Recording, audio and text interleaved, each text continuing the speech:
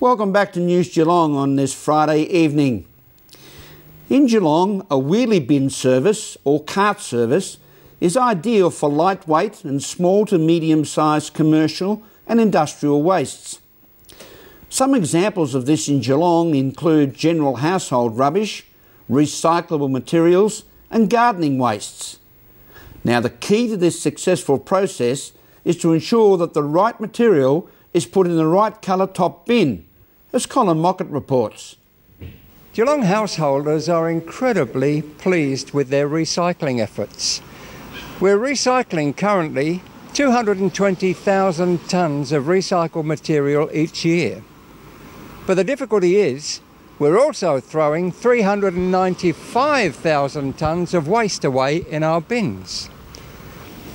Now this means that our current site, our infill land site at Corio, is about to fill up. It's going to fill up during the course of this year, 2010.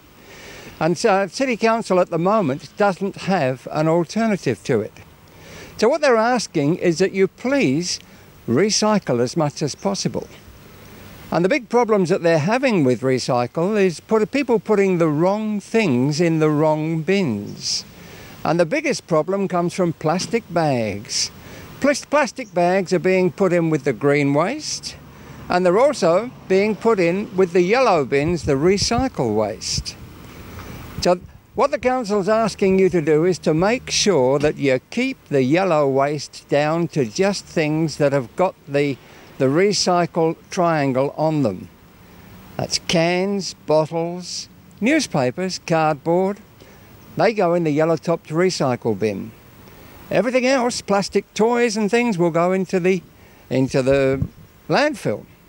And one of the other things that they're asking for is that when you put your bins out, you give 1 metre in between them so that the machine can come and lift them up separately. Colin Mockett, Channel 31 News, News Geelong. Thank you, Colin. Good, wise advice. The subject of locating poker machines in the Beach Hotel at Jan Juc continues to be a much discussed matter within the local community, as Ian Nichols reports. This is the Beach Hotel at Jan Juc on the Surf Coast. A very popular watering hole. It has just about everything you could want. A beautiful bistro, a luxurious TAB with all the modern cons of course, and plenty of customers over this Easter period. In fact, all year round, this is a very popular spot in the tiny coastal township. There's only one thing missing, according to the owners, and that's poker machines. There's been an application for 30 machines to be installed here, and there is a sticking point at the moment.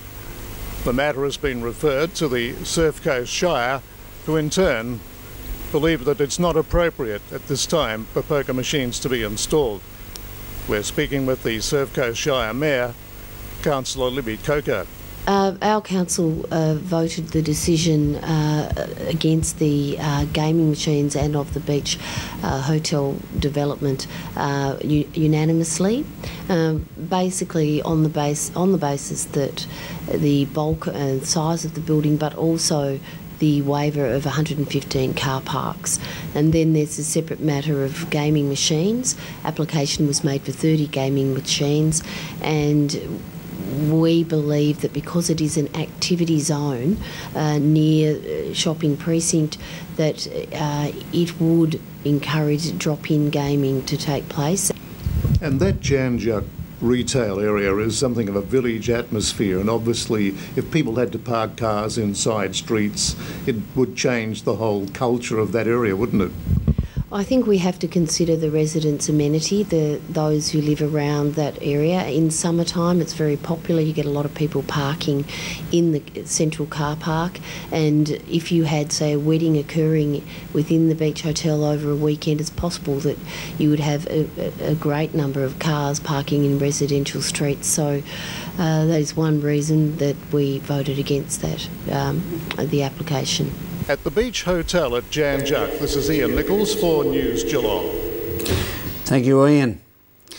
According to the Central Region Sustainable Water Strategy, the main pressures on the Geelong region's water resources in the next 50 years will be population growth, climate changes, economic development from water-reliant industries and land use changes, and events such as revegetation, small catchment dams and dreaded bushfires.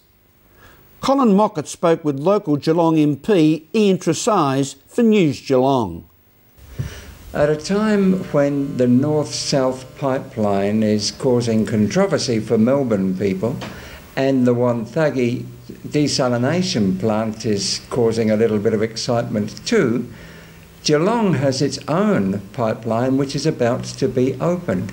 It links the Geelong reservoirs with those of Melbourne and puts us essentially on a grid, a water grid. Now the person who's really behind this in Geelong is member for Geelong, Ian Tresize.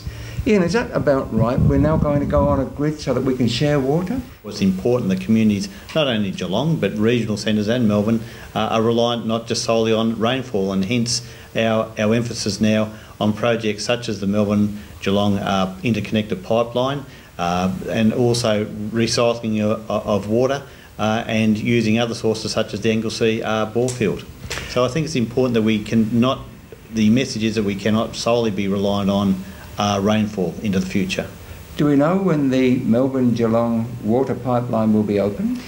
As I understand it, the pipeline will be open in 2012, but I'd be corrected on that. But as I understand it, it's 2012 and it will connect Geelong to Melbourne, but more importantly it will connect Geelong to the desalination plant down in Wonthaggi.